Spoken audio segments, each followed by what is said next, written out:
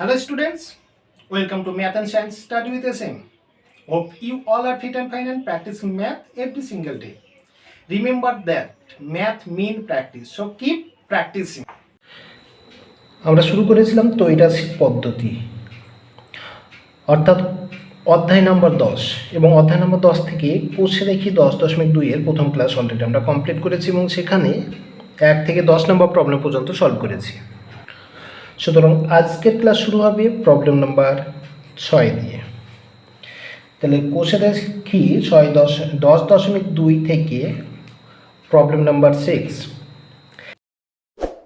Subscribe now and press the bell icon. Never miss an update. একটি কারখানায় 5 অশ্বক্ষমতা ও 3 অশ্বক্ষমতা সম্পন্ন দুটি মোটর আছে। 5 অশ্বক্ষমতার মোটরটি 8 ঘন্টা চালালে 20 একক বিদ্যুৎ খরচ হয়। 3 অশ্বক্ষমতার মোটরটি 10 ঘন্টা চললে কত বিদ্যুৎ খরচ হবে তৈরাসিক পদ্ধতিতে হিসাব করি। তাহলে আমরা দেখলাম দুটো যন্ত্র বা মোটর রয়েছে, একটা অশ্বক্ষমতা হচ্ছে 5 আর একটা হচ্ছে 3। 5 সেটা যদি মোটরটি 8 ঘন্টা করে চালানো হয় তবে 20 একক বিদ্যুৎ খরচ হয়। তাহলে 3 অশ্বক্ষমতাটি 10 ঘন্টা করে চালালে কত বিদ্যুৎ খরচ হবে? সিম্পল একটা প্রবলেম রয়েছে যেটা আমাদের তৈরাসিক পদ্ধতিতে সলভ করতে হবে। তাহলে প্রথমত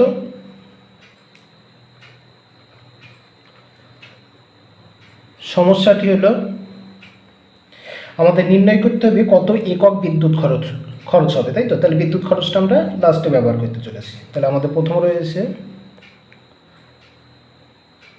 অশ্বক্ষমতা,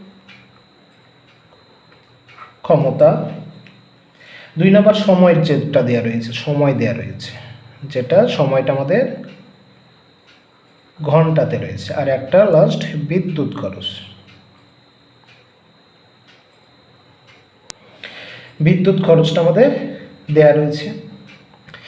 ওকে, তাহলে প্রথম পার্টে কি রয়েছে না, এটা আমাদের অশ্বক্ষমতা যদি 5 হয় এবং 8 ঘন্টা করে যদি চলে তাহলে আমাদের 20 একক বিদ্যুৎ খরচ হয়। এবার 3 অশ্বক্ষমতা সম্পূর্ণ 10 ঘন্টা করে চলবে, তাহলে আমাদের কত বিদ্যুৎ খরচ হবে সেটা নির্ণয় করতে হবে। ওকে, তাহলে প্রথমত আমাদের সম্পর্ক অশ্বক্ষমতা ও বিদ্যুৎ খরচ।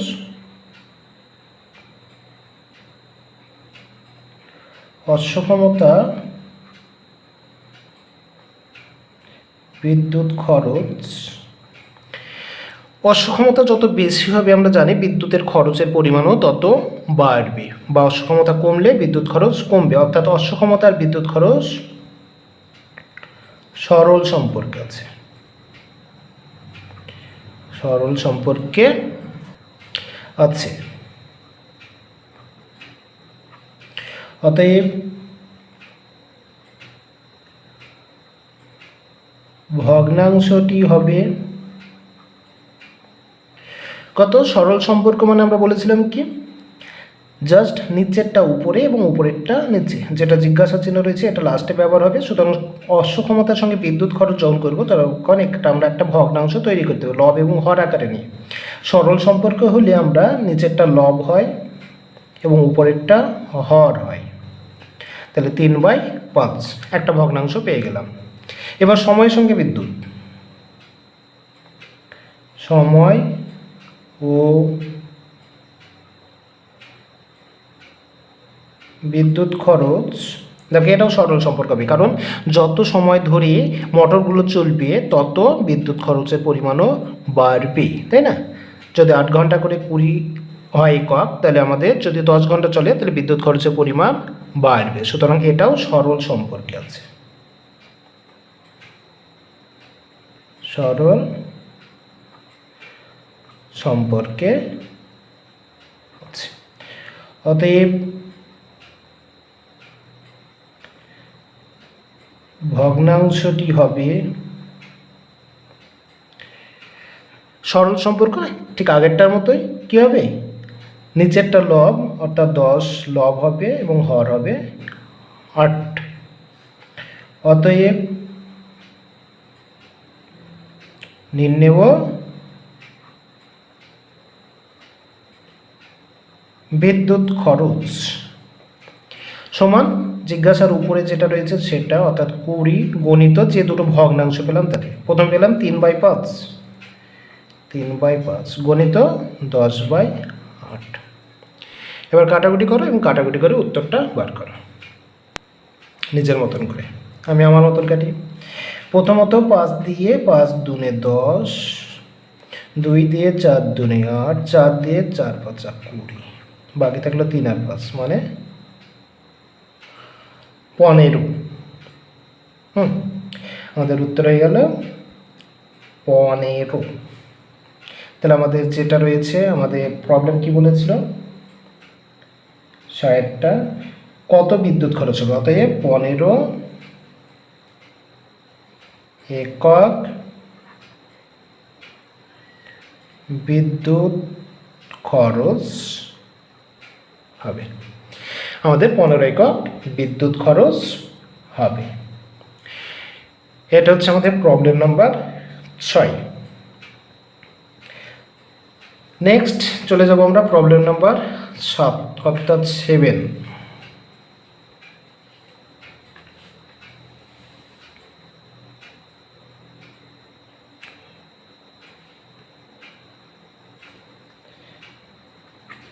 সাত নম্বর প্রবলেম।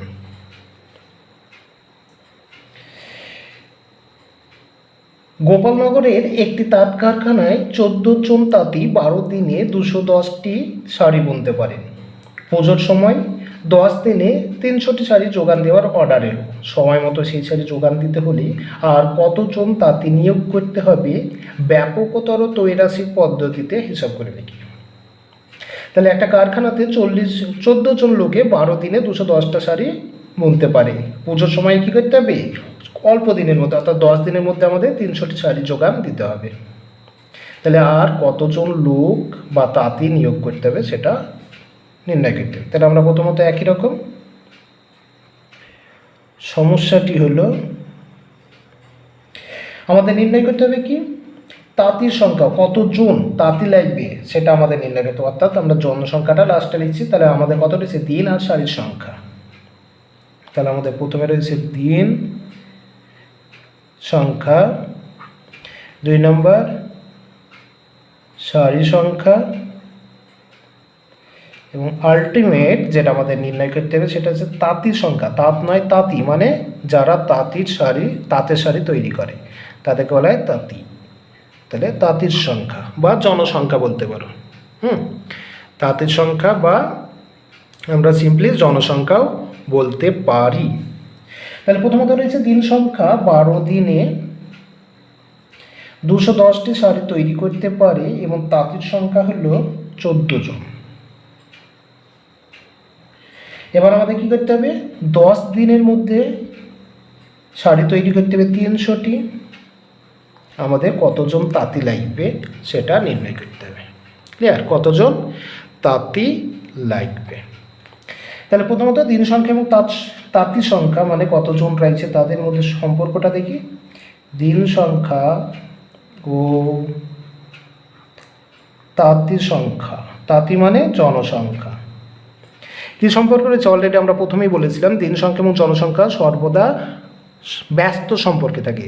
জনসংখ্যা এবং দিন সংখ্যা, দিন তাঁতি সংখ্যা মানে জনসংখ্যা, তাহলে এরা ব্যস্ত সম্পর্ক রয়েছে। বা আমরা বলতে পারি 12 দিনে যদি কাজ করে 14 জন লাগে, যদি আমরা দিন কমিয়ে দিই তাহলে মানুষ বেশি লাগবে, অর্থাৎ তাঁতির সংখ্যা বাড়বে, অর্থাৎ দিন কমলে তাঁতি বাড়ছে। সুতরাং এটা ব্যস্ত সম্পর্কে আছে। ওকে, অতএব ভগ্নাংশের আকারে যেটা পাচ্ছি, ভগ্নাংশটি হবে কি, ব্যস্ত সম্পর্ক থাকলে উপরেরটা লব নিচেরটা হর হয়ে যে ভগ্নাংশটা তৈরি হবে সেটা, অর্থাৎ 12টা লব এবং 10 হর। একই রকমভাবে শাড়ি সংখ্যা, তাঁতি সংখ্যা, শাড়ি সংখ্যা ও তাঁতির সংখ্যা, তাঁতি মানে জনসংখ্যা, কি সম্পর্কে রয়েছে। আমাদের যদি শাড়ির সংখ্যা বাড়ায়, অর্থাৎ বেশি পরিমাণে শাড়ি তৈরি করতে হয়, তাহলে বেশি পরিমাণ তাঁতি লাগবে। বা শাড়ি যদি কম তৈরি করতে হয় কম তাঁতি লাগবে, তাই না? যত শাড়ি বেশি তৈরি করব তত মানুষ বেশি লাগবে, সুতরাং সরল সম্পর্ক, সরল সম্পর্কে আছে। অতএব ভগ্নাংশটি হবে সরল সম্পর্ক, মানে ঠিক উল্টোটা, অর্থাৎ নিচেরটা লব এবং উপরটা হর রয়েছে, ভগ্নাংশটা তৈরি হবে। সুতরাং লব হয়ে গেল 300, 300 উপরে এবং 210 নিচে, এটা হয়ে গেল দ্বিতীয় ভগ্নাংশ। অতএব নির্ণেয় তাঁতি সংখ্যা, অর্থাৎ জনসংখ্যা যারা তাঁতের শাড়ি তৈরি করবে, কত হবে? জিজ্ঞাসার উপরে যেটা রয়েছে সেটা গণিত, যে ভগ্নাংশ দুটো আমরা পেলাম, প্রথম পেলাম এটা অর্থাৎ 12/10, গণিত পেলাম এটা অর্থাৎ 300/210। এবার কাটাকুটি, 0 0 কেটে দিলাম, 0 0 কেটে দিলাম, 7 দিয়ে 7 দুনে 14, 7 দিয়ে 3 7 21, 3 দিয়ে এই 3 3 কেটে গেলাম। ওকে, তাহলে 12 আর 2 রইল, 12 আর 2 12 দুনে 24 জন তাঁতি লাগছে। তাহলে আগে আমাদের তাঁতির সংখ্যা ছিল 14 জন, এবার হলো 24 জন, কিন্তু আমাদের প্রশ্ন জিজ্ঞাসা করেছে আর কতজন তাঁতি নিয়োগ করতে হবে, আর কতজন মানে অতিরিক্ত কতজন নিয়োগ করতে হবে। তাহলে আমরা দেখলাম 10 দিনে যদি 300টি শাড়ি তৈরি করতে হয় 24 জন তাঁতি লাগবে, কিন্তু অলরেডি 14 জন তাঁতি আগে থেকেই কাজ করছিল, সুতরাং বর্তমানে আর কতজন লাগবে? এই 24 থেকে 14 বিয়োগ, ওকে 24 জন লাগবে, কিন্তু 14 জন অলরেডি আগে থেকে কাজ করছিল, সুতরাং অতিরিক্ত লাগবে। অতএব প্রশ্নতে যেভাবে করেছে ব্যবহৃত হলো তৈরাশি পদ্ধতি, আর কতজন তাঁতি নিয়োগ করতে হবে, অতএব আর তাঁতি নিয়োগ করতে হবে, 24 জন লাগবে, আর আগে অলরেডি 14 জন ছিল, মানে আমাদের জাস্ট 10 জন তাঁতি অতিরিক্ত নিয়োগ করতে হবে, আর 10 জন তাঁতি নিয়োগ করতে হবে। ওকে, ক্লিয়ার? 24 জন ছিল, 24 জন লাগবে টোটালে, কিন্তু 14 জন অলরেডি আগে ছিল, সুতরাং এটা বিয়োগ করে 10 জন। এই হচ্ছে problem number 7। Next problem number 8, যেটা তোমরা নিজেরাই সলভ করবে। ওকে, একটা জাহাজে 10 দিনে এতটা বরাত এসছে নামানোর এবং এতজন লোক নিয়োগ করেছে, তাহলে কতজন লাগবে ইত্যাদি ইত্যাদি। একই রকমভাবে আমরা ভগ্নাংশ করেছি, সরল সম্পর্ক না ব্যস্ত সম্পর্ক বুঝতেই পারছো, এবং এটা নিজেরা সলভ করবে। আমি চলে যাচ্ছি তার পরবর্তী প্রবলেম, প্রবলেম নাম্বার 9। ওকে, 9 নম্বর প্রবলেম। একটি যন্ত্রচালিত তাঁতের ক্ষমতা একটি হস্তচালিত তাঁতের ক্ষমতার 2.1/4 গুণ। 12টি হস্তচালিত তাঁত 1080 মিটার দৈর্ঘ্যের কাপড় 18 দিনে তৈরি করে। 2700 মিটার দৈর্ঘ্যের কাপড় 15 দিনে তৈরি করতে কতগুলো যন্ত্রচালিত তাঁত লাগবে তা তৈরাশি পদ্ধতিতে হিসাব করি। তাহলে এখানে দুই ধরনের তাঁতি যন্ত্র রয়েছে, একটা হস্তচালিত আর যন্ত্রচালিত, এবং তার ক্ষমতা বলে দেওয়া হয়েছে যে হস্তচালিত তাঁতের ক্ষমতার চেয়ে যন্ত্রচালিতের ক্ষমতা হচ্ছে 2.1/4 গুণ। ওকে, তাহলে আমাদের প্রশ্নতে দেওয়া রয়েছে কতগুলো আমাদের কাজ করার জন্য, যেটা রয়েছে 12টি হস্তচালিত তাঁতি 18 দিনে 1080 মিটার কাপড় তৈরি করতে পারে, আর প্রশ্নতে জানতে চেয়েছে কটি যন্ত্রচালিত তাঁত লাগবে। দেখো প্রশ্নতে বলেছে হস্তচালিত তাঁত সংখ্যা, আর আমাদের নির্ণয় করতে হবে যন্ত্রচালিত তাঁত সংখ্যা, যদিও তার জন্য একটা সম্পর্ক আমাদের বলে দিয়েছে। তাহলে এটা আমরা দুটোভাবে করতে পারি, প্রথমত হস্তচালিত তাঁতটাকে যন্ত্রচালিত তাঁতে কনভার্ট করে নিয়ে অঙ্ক করা, বা লাস্টে আমরা প্রথমত হস্তচালিত তাঁত সংখ্যায় নির্ণয় করে নেব। ওকে, প্রথমে হস্তচালিত তাঁত সংখ্যা বের করে নিয়ে পরে সেটা যন্ত্রচালিতে কনভার্ট করা, যে কোনো একটা। আমরা এক কাজ করি, প্রথমে চেঞ্জ করে নিই। প্রথমে বলেছে দেখো হস্তচালিত তাঁতের ক্ষমতার 2.1/4 গুণ, যন্ত্রচালিত তাঁতের ক্ষমতা হস্তচালিত তাঁতের ক্ষমতার চেয়ে 2.1/4 গুণ, অর্থাৎ বলতে চাচ্ছে 2.1/4 মানে কত? 4 2 8 9, 9/4টি হস্তচালিত তাঁত সমান একটি যন্ত্র চালিত তাঁত। ওকে, একটা যন্ত্র চালিত তাঁত 2/1/4 হস্তচালিত তাঁতের ক্ষমতা সমান, অর্থাৎ 2/1/4 দ্যাট ইজ 9/4 হস্তচালিত তাঁত মানে একটি যন্ত্রচালিত তাঁত। আমাদের বলছে 12টি হস্তচালিত তাঁত, তাহলে 12টি হস্তচালিত তাঁত সমান হবে কত?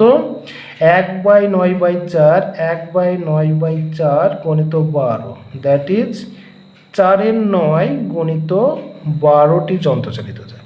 ওকে, 3 দিয়ে 3 3 9 3 4 12 অর্থাৎ 16/3টি 16/3টি যন্ত্রচালিত তাঁতের সমান। যেটা 12টি হস্তচালিত তাঁত সেটা হলো 16/3টি যন্ত্রচালিত তাঁত। কেন বের করলাম? দেখো বইয়ে 12টি হস্তচালিত তাঁতের কথা বলা রয়েছে, আর উত্তর চেয়েছে যন্ত্রচালিত, তাই আমরা এই 12টিকে প্রথমেই যন্ত্রচালিততে কনভার্ট করে নিলাম। এবার সমস্যাটি হলো কি রয়েছে, আমাদের নির্ণয় করতে হবে কতগুলো যন্ত্রচালিত তাঁত লাগবে। আর প্রথমে দেয়া রয়েছে কাপড়ের দৈর্ঘ্য আর সময়।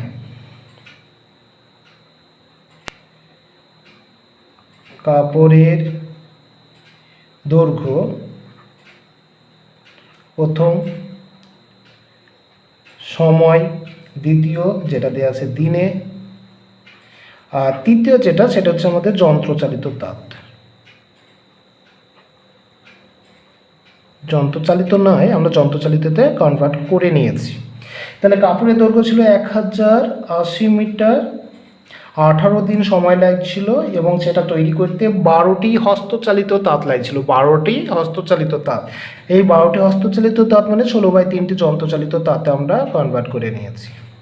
ওকে, এবার তৈরি করবে কি 2700 মিটার, এবং সেটা 15 দিনে করতে হবে। তাহলে কটি যন্ত্রচালিত তাঁত লাগবে আমাদের নির্ণয় করতে হবে। বাকিটা একই রকম, জাস্ট আমাদের এক্সট্রা বলতে গেলে হস্তচালিতকে যন্ত্রচালিততে কনভার্ট করে নিতে হলো। এবার একই রকমভাবে কাপড়ের দৈর্ঘ্য যন্ত্র, কাপড়ের দৈর্ঘ্য ও তাঁত সংক্ষেপে লিখলাম যন্ত্রচালিত তাঁত। অবশ্যই যন্ত্রচালিত তাঁত কি সম্পর্কে রয়েছে?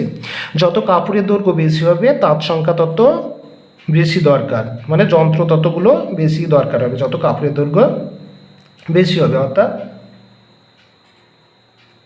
সরল সম্পর্কে আছে। অতএব ভগ্নাংশটি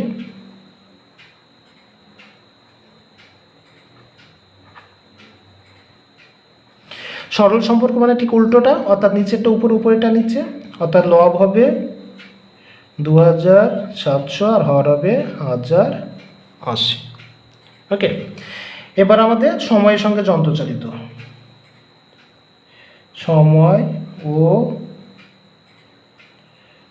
যন্ত্রচালিত তাঁত কি সম্পর্কে রয়েছে? সময় যত কমবে তাঁত তত বেশি লাগবে, অর্থাৎ মেশিন তত বেশি লাগবে, তাই না? কারণ অল্প সময়ের মধ্যে যদি কাজ করতে হয় যন্ত্রচালিত তাঁতের সংখ্যা বাড়াতে হবে, আর যদি সময় আমাদের অনেক থাকে তাহলে একটা দুটো যন্ত্র দিয়ে আরামসে কাজ করে নিতে পারি। অর্থাৎ সময় বাড়লে যন্ত্র কমছে, আর সময় কমলে যন্ত্র বাড়ছে, অর্থাৎ ব্যস্ত সম্পর্কে রয়েছে, ব্যস্ত সম্পর্কে আছে।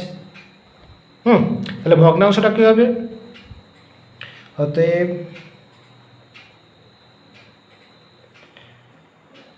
ভগ্নাংশটি হবে সম্পর্ক ব্যস্ত মানে যা রয়েছে তাই উপরেটা উপরে নিচেটা নিচে, অর্থাৎ লব হবে 18 হর হবে 15। ওকে, এবার আমাদের বের করতে হবে নির্ণেয় সময়, নির্ণেয় তাঁত সংখ্যা, যন্ত্রচালিত তাঁতের সংখ্যা। অতএব